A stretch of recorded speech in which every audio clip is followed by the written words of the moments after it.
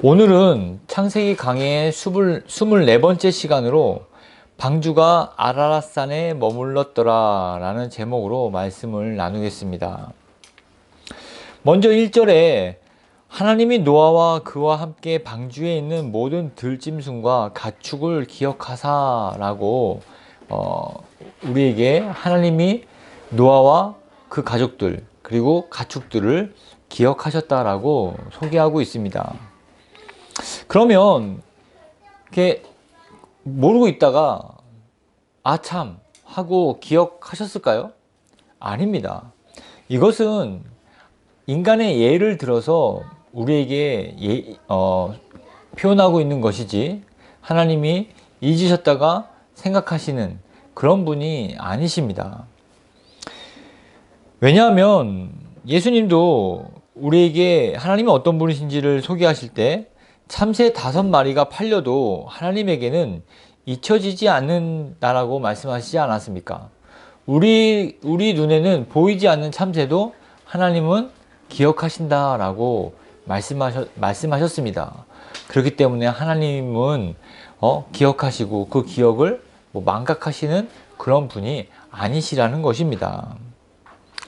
이 표현은 성경을 읽는 독자의 입장에서 표현했을 뿐이지 실제로 하나님이 잊으시는 분이 아니시라는 겁니다. 성경에는 이러한 표현이 곧잘 나오지 않습니까? 왜? 그런 거를 이해하지 못해서 왜 어머니 하나님이라고는 얘기를 하지 않냐라고 이야기하는 사람도 있습니다. 우리가 아버지 하나님이라고 하지 않습니까? 그리고 또 이렇게 하나님의 아들 이렇게 표현하지 하나님의 딸 이렇게 표현하지 않잖아요. 이거는 인간 편에서 상징적으로 이 관계를 조금 더 이해하기 쉽게 인간의 언어를 빌려서 표현했을 뿐이지 정말 아버지와 같은 하나님이다 그런 뜻이 아니라는 것이죠. 이해되셨죠? 자, 1절의 말미에는 또 이런 말씀이 있습니다. 하나님이 바람을 땅 위에 불게 하심에 물이 줄어들었고 방주에 있는 이들을 위해서 하나님이 바람을 불게 하셨습니다. 하나님은 모든 상황을 주관하시며 통제하시는 분이심을 우리에게 알려주시는 구절이라고 볼 수가 있죠. 더 나아가서 2절에는 기쁨의 샘과 하늘의 창문이 닫히고 하늘에서 비가 그침에 라고 우리에게 말씀하고 있습니다. 바람을 불게 하시더니 기쁨의 샘과 하늘의 창을 닫으시며 비를 그치게 하십니다. 지금은 겨울이죠. 근데 겨울인데 좀 따뜻한 겨울이지 않습니까? 제가 어저께 시내를 나갔더니 중학교 입학을 앞에 둔 학생이 반팔을 입고 거리를 다니더라고요. 그래서 저는 깜짝 놀랐습니다. 자세히 봤더니 제 아들이었더라고요.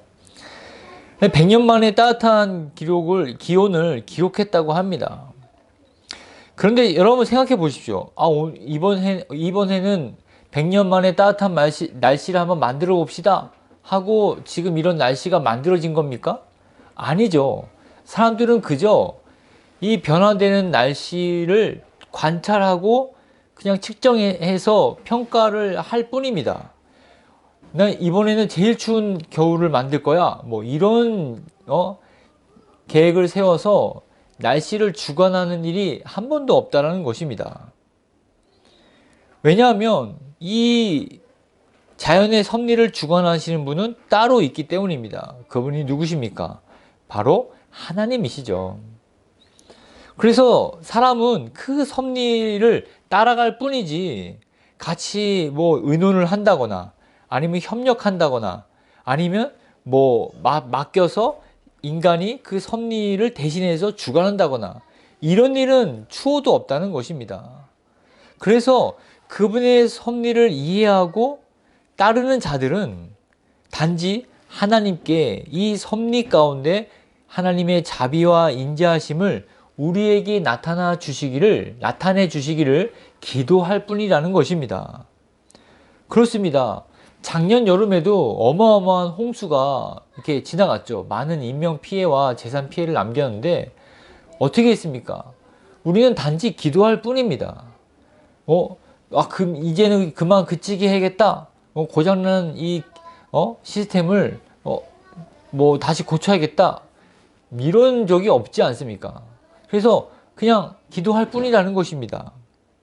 이와 마찬가지로 하나님의 그분의 섭리, 그 섭리 가운데 우리에게 자비와 은혜를 내려주시기를, 보여주시기를, 나타내 주시기만을 기도하는 것 외에는 다른 게 아무것도 없다라는 것입니다.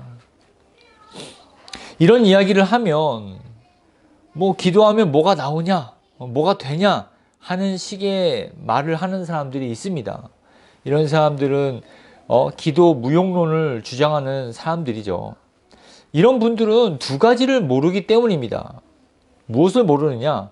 인간의 무능력함과 하나님의 전지전능하심을 모르는 사람들이기 때문에 기도 무용론을 이렇게 펼칩니다.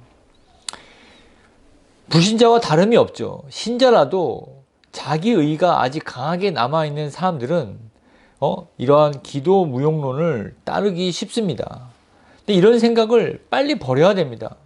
왜냐하면 나는 아무것도 할 수 없으며 그 전능하신 하나님께서 모든 것을 주관한다는 사실들을 깨닫는 자들은 바로 무릎을 꿇을 수밖에 없다라는 말씀입니다. 저도 문득 이제 뭐 주로 요즘은 화장실에서 이런 생각들이 많이 나더라고요. 제 거울을 보면서 제 모습을 제가 선택한 것이 하나도 없다는 사실에 하나님께 찬양을 드렸어요. 왜냐하면 만약에 내가 나를 뭐 이제 어떻게 제가 만들어지기 전에 너 어떤 사람 될래 하고 이제 카탈로그를 보여줬어 봐요. 사람들에게. 그러면 뭐 이렇게 생겼겠습니까? 다른 사람이 이렇게 태어났겠죠. 근데 하나님이 그런 선택권을 하나도 안 주셨다는 것에 너무 감사한 거예요. 그래서 저는 정말 하나님께서 이렇게 나를 신묘막식하게도 창조하셨지만 정말 내 마음대로 나를 이게 선택해서 태어나지 않게 하신 거에 대해서 너무나 감사한 마음을 이렇게 가졌던 그런 시간이 있었습니다. 여러분은 어떻게 생각하십니까? 불편하십니까? 내가 좀 약간의 하나님의 어떤 능력을 좀 위임받아서 나도 좀 어떻게 좀 해볼까? 해보지 못하는 것에 대해서 불편함이 있습니까? 전혀 그렇게 생각하지 마십시오. 왜냐하면 그 하나님의 능력을 내게 위임했더라면 그것에 대해서 내가 얼마나 교만해지고 얼마나 오만방자하며 하나님 자리를 꿰차서 하나님 없이 살아가기를 금방 빨리 독립선언을 해버리는 그러한 어떤 그 죄성이 우리 안에 항상 내재되어 있지 않습니까? 그래서 우리는 이러한 선택권을 우리에게 주시지 않은 것에 대해서 감사하고 하나님께 경외하며 또 하나님께 영광 돌리며 살아갈 수 있다는 것입니다. 그러나 우리가 진정한 크리스천이라면 사람이 아무것도 아닌 것과 하나님의 능력을 알기 때문에 기도의 자리로 나아올 수밖에 없습니다. 그리고 기도의 태도와 또 기도의 내용 또한 다를 수밖에 없다는 것입니다. 이럴 수 있지 않습니까?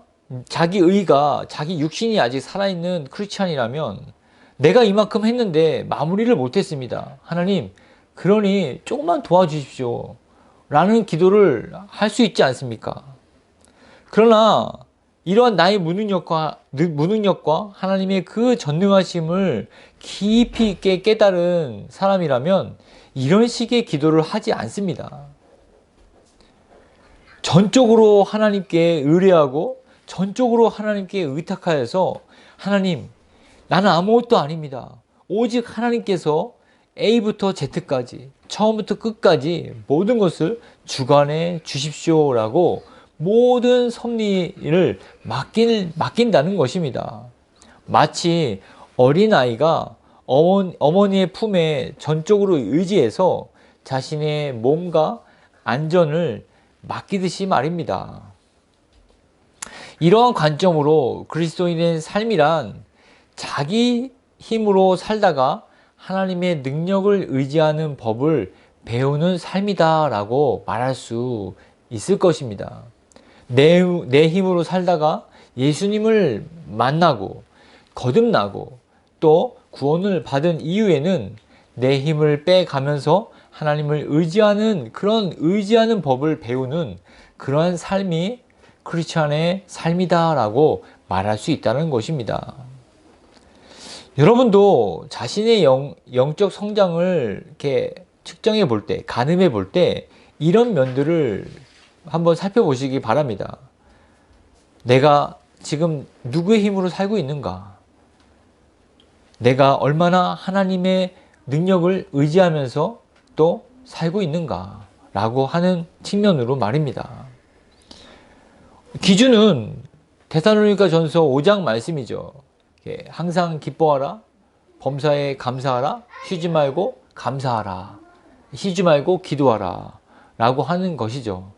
이러한 항상, 늘, 언제나 이러한 어떤 반복되는 주기가 아니라 이것이 인격이 되고 이것이 삶이 되고 이것이 나의 모든 것이 되는 것입니다. 떼었다 붙였다 하는 반복적인 것이 아니라 늘 그냥 내 성품의 자리에 꽉 인격의 자리에 온전하게 자리 잡는 그 기준이 바로 우리가 지향해야 될 그런 지향점이라고 성경은 말씀해 주시고 계신 것입니다. 다음 3장을 보겠습니다. 물이 땅에서 물러나고 점점 물러가서 150일 후에 줄어들고 3절에 150일이라는 기간은 홍수가 그친 후에 150일입니다. 여러분 150일이라는 기간에 주목하십시오. 하나님은 비가 40일 동안 계속될 것이라고는 말씀하셨지만 그 뒤에 얼마 동안 방주에 머물러야 할지, 홍수의 물이 얼마 만에 마를 것인지, 또 계속 있을 것인지 어떠한 말씀도 하지 않으셨습니다. 홍수로 만들어낸 물은 흐르지 않는 물이었습니다. 그러니까 바닷물과 같은 그냥 고여있는 물처럼 보였다는 것이죠. 뭐 이리 갔다 저리 갔다 아니면 뭐 상류가 있고 하류가 있고 그런 물이 아니었다는 것입니다. 그냥 뭐 사방팔방 그냥 물로 꽉 채워진 그런 물이었다는 것입니다. 그냥 우리가 뭐 이렇게 저는 배 타고 뭐 태평양 이런 데를 가본 적은 없지만 뭐 이렇게 TV나 이런 데서 보지 않습니까? 망망대해라고 하죠. 바다가 쫙 펼쳐져 있는. 그러니까 방주에서 바라본 이 세상은 그렇게 물로 가득 찼다는 것입니다. 방주 안에 노아는 어떤 생각을 했을까요? 이렇게 가득 찬 물을 하나님은 어떻게 하실지? 라고 생각하지 않았겠습니까? 근데 두 가지 생각이 있을 거라고 생각이 듭니다. 뭐냐면 이 물이 사라질지 아니면 그냥 그대로 있을지. 그렇지 않습니까? 여러분이 노아라면 어느 쪽에 더 생각을 더 많이 했겠습니까? 이 물이 사라질지 혹은 이 물이 계속 있을지. 여러분은 어떤 쪽에 더 생각을 더 많이 했겠습니까? 그렇죠. 그대로 있을 것이다. 왜 흐르지도 않고 뭐 이렇게 지구에 하수구가 있는 것도 아니지 않습니까? 그러면 그것을 바라보는 노아의 입장은 어떻게 생각했습니까? 평생 어디에만 있어야 된다? 방주에만 있어야 된다라고 하는 그런 두려움이 엄청나게 밀려왔을 것입니다. 하루, 이틀, 3일. 그것도 이거는요 150일이라는 숫자 그리고 더 나아가서 150 만에 물이 줄었습니다. 그러니까 거의 방주 안에 한 1년 정도의 한 10개월 정도의 그 기간, 한 12개월 거의 그러니까 12달 정도의 기간 동안에 있었다는 것입니다. 그러니까 나중에 또 하나님이 그 다음 해의 첫날에 또 나오라고 하십니다. 나오라고 할 때까지는 100년, 아니, 1년이라는 기간이 걸렸다는 말씀이죠. 언제 나가야 될지에 대해서 말씀도 안 하시고, 또 언제 나가야 될지에 대해서도 또 나가서도 나갈 수도 없는 그런 곳이었던 것입니다. 방주가 말이죠. 그래서 노아의 이 심리적으로 오는 그런 압박감, 물이 없어지지 않을 것이다. 여기서 끝난다. 물론 물로부터는 구원은 받았지만 그냥 방주 안에 또 이 방주로부터의 구원은 없다. 그런 어떤 그 절박함이 또 다른 문제로 노아에게 다가왔을 것이라는 겁니다. 얼마나 많은 부정적인 생각과 또 어떤 극단적인 생각과 싸워야 했겠습니까? 우리는 3인칭 관찰자 시점으로 성경을 보고 있으니까, 노아 할아버지 150일 동안 좀 잘 참으십시오. 그러면 이제 또 해를 볼 수 있습니다. 그렇게 또 이야기하고 1년만 참으십시오. 그렇게 그냥 여유 있게 보지 않습니까? 근데 그 입장에서, 그 안에서는 그러한 여유를 찾아볼 수 없다는 것입니다. 우리는 이러한 끝도 없는, 이런 어떤 그 앞도 뒤도 갈 수 없는 그러한 시간을 광야의 시간이라고 합니다. 내가 아무것도 할 수 없고, 또 하나님의 음성은 들리지 않고, 기도조차도 할 수 없는, 그저 그냥 내 한 목숨 생존을 위해서만 그냥 기본적인 일들만 겨우겨우 하면서 이 심리적인 어떤 이 압박감을 매일매일 견뎌야만 하는 그러한 시간을 바로 광야의 시간이라고 부르지 않습니까? 심리적인 고독과 불안전성과 또 외로움을 견디는 시간 말입니다. 외부의 어떤 감각적인 그런 환경은 점점 차단되고, 이 광야의 시간을 있을 때 정말 이렇게 이 입맛도 없고 새로운 것들을 봐도 그렇게 흥분되지가 않습니다. 돈이 더 있다고 해도 즐겁지 않고, 돈이 더 없어진다고 해서 그거에 대해서 굉장히 무감각해진다는 말이죠. 그래서 자신의 영적인 생명을 마주보고 내가 이 생명을 어찌할꼬 하는 근본적인 생각과 고민에 이렇게 맞닿는 시기, 이것을 바로 광야의 시간이라고 합니다. 더 나아가서는 윤리나 또 도덕적으로, 또 자기 체면, 또 자존심으로 또 눌렀던 그런 어떤 자신의 육신도 슬금슬금 이렇게 살아나서 정말 어떤 광기를 바라는 막 자신의 어떤 성질을 그냥 밑도 끝도 없이 그냥 내뿜는 독소라고 하죠. 어떤 영혼의 독소, 이런 것들을 막 뿜어내는 그러한 시간. 그래서 자신이 얼마나 죄인이며 자신의 육신의 어떤 민낯을 보고 통곡하고 하나님만을 찾을 수밖에 없는 그러한 시간이 바로 광야의 시간이라는 것입니다. 아마 노아도 이 150일의 이 시간이 그런 시간이지 않았을까라고 하는 그런 생각을 해봅니다. 왜냐하면 이렇게 한번 풀어봤기 때문입니다. 잘 들어보십시오. 노아는 자신의 온갖 노력으로 방주를 만들었습니다. 그래서 자신과 가족을 구원해 냈습니다. 그러나 하나님이 나오도록 허락하지 않으신다면 자신의 그 노력도 모두 헛것이라는 깨달음을 얻는, 또 이 모든 방주를 만들고 방주의 이 모든 덕은 하나님이 아니라 자신의 덕이라는 생각을 키울 수 있는 그러한 시간이었지만 이 150일이라는 그 시간 동안은 이것을 버릴 수 있는, 놓을 수 있는 그런 시간이었다는 것입니다. 이와 같은 맥락으로 우리를 한번 생각해 보십시오.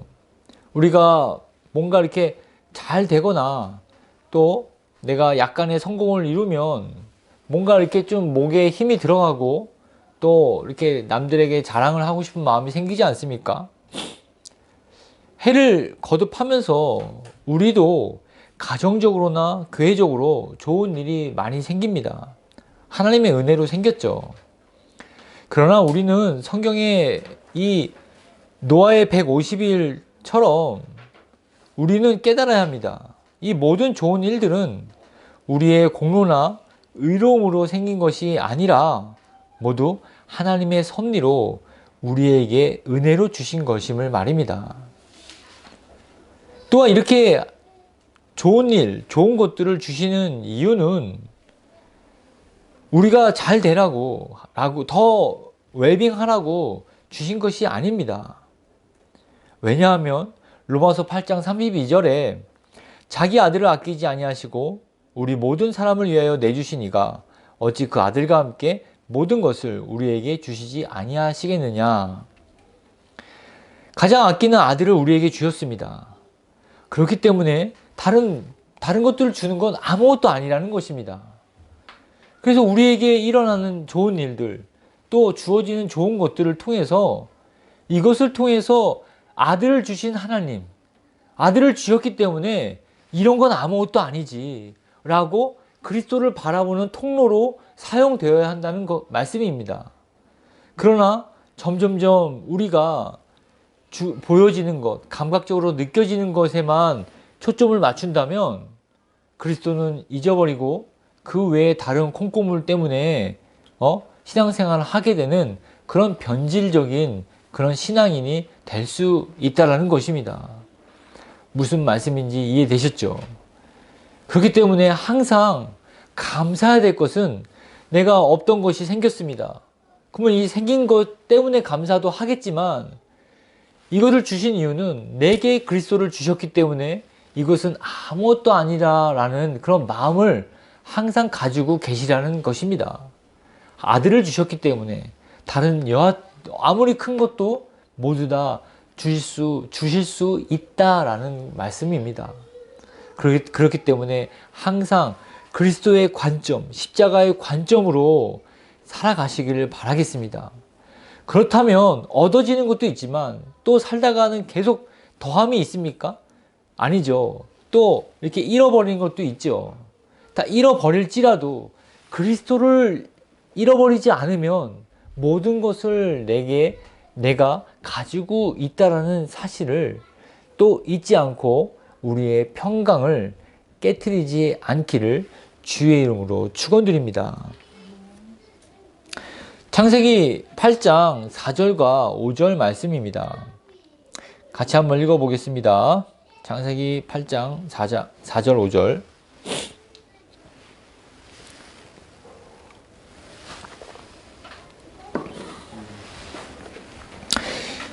일곱째 달 곧 그 달 11의 날에 방주가 아라랏산에 머물렀으며 물이 점점 줄어들어 열째 달 곧 그 달 초하룻 날에 산들의 봉우리가 모였더라. 여러분 4절에 보면 방주는 아라랏산에 머물게 되었습니다. 아라랏산은 정확하게 지금 어느 지역인지는 모릅니다. 터키 지방 부근으로 추정하는 사람도 있고 히말라야 언저리에 있다라고 하지만 정확하게는 잘 모릅니다.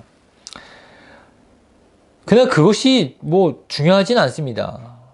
방주가 발견됐다, 방주의 자리가 이렇게 관찰됐다, 이런 말은 중요하지 않다는 것입니다.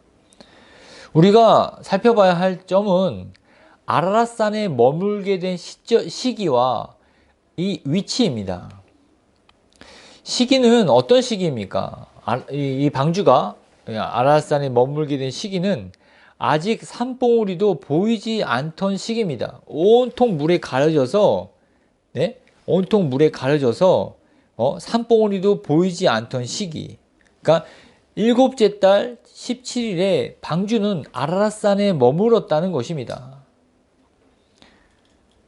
그리고 이 산봉우리가 보이기 시작할 때는 열째 달 초하룻날에 보였습니다. 그러니까 일곱째, 7월에 방주가 머물렀고 산봉우리가 보이기 시작한 달은 10월이었다는 것입니다. 그러니까 17일이었으니까 초하루, 열째 달 초하루니까 한 2달 보름 만에 봉우리가 보였다는 것이죠. 봉우리가 있기도 전에 하나님은 방주를 아라라산에 놓으셨다는 것입니다. 이해되셨습니까? 그런데 이거 한번 생각해 보십시오. 산 꼭대기에 축구장보다 더 큰 배를 어떻게 올려놓습니까? 그걸 올려놓더라도 그럼 어떻게 내려와요? 그렇지 않습니까? 뭐 산꼭대기 일반적으로 헬기장이 있는 것은 봤지만 축구장만한 큰 배가 정박할 곳은 없지 않습니까? 저는 이게 가만히 묵상하면서 백두산 천지나 한라산 백록담은 움푹 파였잖아요. 예? 휴화산.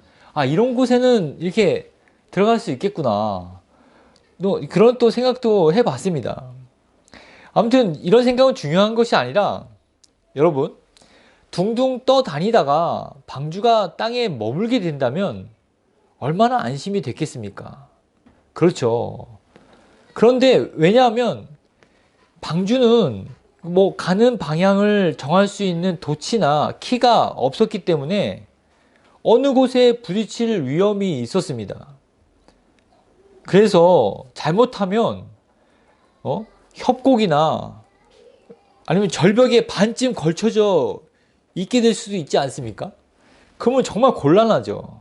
겨우 살았는데 절벽 반은 절벽 미치고 반은 이렇게 걸쳐 있으면 그건 난리지 않습니까?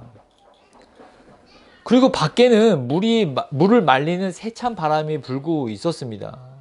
그래서 방주가 바람에 떠밀려 다니다가 뭐 산기슭을 여기저기에 부딪혀서 파손될 위험도 상당했을 것입니다. 그래서 제가 시기를 한번 생각해 보시라고 눈여겨 보시라고 했죠. 그러니까 그러니까 물이 마르기 전에, 산봉우리도 나타나기 전에 하나님은 이 방주를 산 위에다가 딱 갖다 놓으신 겁니다. 안전하게 그 생명을 먼저 보호하신 것이죠. 이것이 하나님이 우리를 생각하는 정도를 나타내는 그런 기사가 아닐까 생각합니다. 하나님은 먼저 우리를 보살피고 하나님은 우리를 가장 좋은 자리에 앉게 하시고 하나님은 우리를 가장 안전한 자리를 보장해 주시며 그 자리에 놓아주시고 그리고 하나님 시야에서 잘 보이는 곳에 있게 하시는 분, 그분이 바로 우리가 믿는 하나님이십니다. 아멘. 그렇기 때문에 우리가 그냥 그렇구나라고 이렇게 읽어갔지만 좀 더 깊이 있게 묵상하면 하나님의 사랑이 얼마나 신묘막측한지, 얼마나 그 섭리가 우리의 헤아림보다 더 깊은지를 이해할 수 있지 않습니까? 또한 방주는 산에 머물렀습니다. 방주가 산에 머물게 된 것은 그냥 물 위를 둥둥 떠다니다가 우연으로 산에 머물게 된 것처럼 생각되지만 그렇지 않습니다. 이 우연이 아니라는 것이죠. 성경에는 이런 표현이 종종 나옵니다. 룻이 이렇게 다시 자기 고향으로, 시어머니의 고향으로 왔을 때 우연히 보아스의 밭으로 갔다고 나옵니다. 우연히. 그리고 또 아합이 어떻게 죽었습니까? 아합이 장깨를 굴려서 여호사밧 왕은 왕 옷을 입히고 자기는 변장해서 전쟁에 나가지 않습니까? 이 잔머리를 굴려서. 근데 어떻게 죽었죠? 한 사람이 무심코 쏜 화살에 맞아 죽었습니다. 하나님은, 이 성경은 이렇게 우연히 일어난 사건을 이렇게 기술하지만 이 모든 것이 다 우연이 아니라는 것을 말씀해 주고 있습니다. 바로 하나님의 섬세한 섭리의 일부분으로 이루어진 결과라고 말입니다. 여러분, 왜 제가 이 방주는 산에, 그러니까 위치죠. 왜 산에 머물렀다는 것을 깊이 있게 말하고 싶냐면 바로 다음과 같은 이유 때문입니다. 이 홍수로 뒤덮인 세상은 우리가 상상하는 그런 바다가 아닙니다. 태평양 바다처럼 푸른 빛깔, 막 영롱한 그 태양이 떠 있고 그 태양빛이 이렇게 파랗게 비춰갖고 그 맑은 그런 그런 태평양이 아니라는 겁니다. 왜냐하면 그 온 지구에 있는 호흡이 있는 생물들은 다 죽어 있는 상태의 물이었다는 것입니다. 그러니까 보면 어떻겠습니까? 죽은 시체가 이 물 위에 둥둥 떠다녔다는 것입니다. 그런데 물이 줄고 있다고 생각해 보십시오. 그러면 이 시체들은 계속 어디에 쌓입니까? 낮은 곳으로 가서, 물론 높은 곳에 걸쳐지는 시체들도 있겠지만 물의 줄어듦에 따라서 점점 시체들이 모이지 않겠습니까? 근데 방주도 이 물 따라서 계속 내려갔다면 어떻게 되겠냐라는 것입니다. 그럼 그 부패된 시체에서 나오는 세균이나 악취나 그런 병균이나 이런 것들이 금방 또 들어오지 않습니까? 그러니까 하나님은 이러한 환경까지도 생각해 놓으시고 산에 이 배를 정박시켜 놓으셨다는 것입니다. 할렐루야. 하나님은 방주를 가장 안전하게 인도하듯이 하나님은 오늘날 교회를 이렇게 인도해 주십니다. 세상에 어떤 환난이나 핍박을 겪더라도 그 당하는 환난과 핍박 위에 방주를 가장 높은 곳에 두실 뿐 아니라 환난과 핍박이 끝나더라도 후환이 두렵지 않은 가장 안전한 곳으로 또한 교회를 인도해 주신다는 것을 오늘 본문을 통해서 우리에게 말씀해 주시고 계신 것입니다. 그러니 여러분, 예수 그리스도의 피값으로 세워진 이 교회에 머무르십시오. 떠나지 마십시오. 교회는 바로 여러분들입니다. 교회는 믿는 신자들의 모여있는 공동체입니다. 복음과 진리를 수호하는 곳이 바로 교회이며 생명을 보존하는 곳일 뿐만 아니라 하나님의 진노를 피할 수 있는 도피처가 바로 교회입니다. 교회는 사회 각층 인사들을 다양하게 만날 수 있는 기회를 제공하는 사교 집단이 아닙니다. 교회는 일주일 만에 만나서 담소를 나누는 친교 모임도 아닙니다. 자신의 관심사가 맞는 사람들끼리 필요한 정보를 나누는 그런 동호회도 아닙니다. 또한 최근 일어나는 사회적인 이슈나 뉴스거리를 중점으로 평론하는 그런 오프라인 커뮤니티도 아닙니다. 교회는 하나님을 믿는 자들이 하나님께 예배하고 복음과 말씀을 통해서 생명이 태어나고 그 태어난 생명이 하나님의 그 은혜 가운데 성장하도록 돕는 곳이 바로 교회입니다.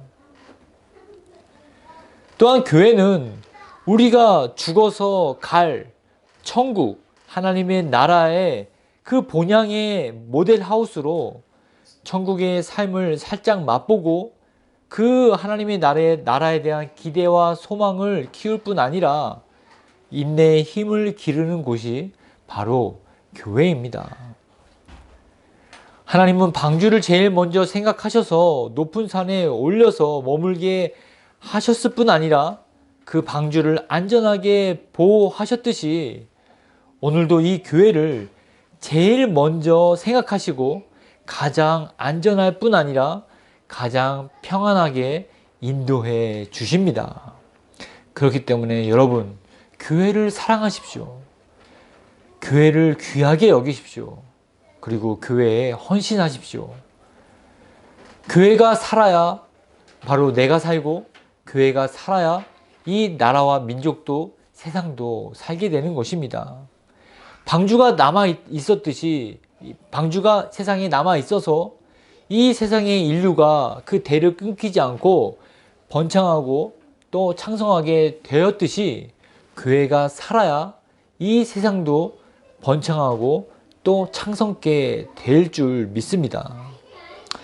이러한 교회를 더욱더 사랑하시며 또 아끼시며 또 보호하시고 또 귀하게 여기시는 은혜와 진리교회 모든 성도들 되시기를 주의 이름으로 축원드립니다.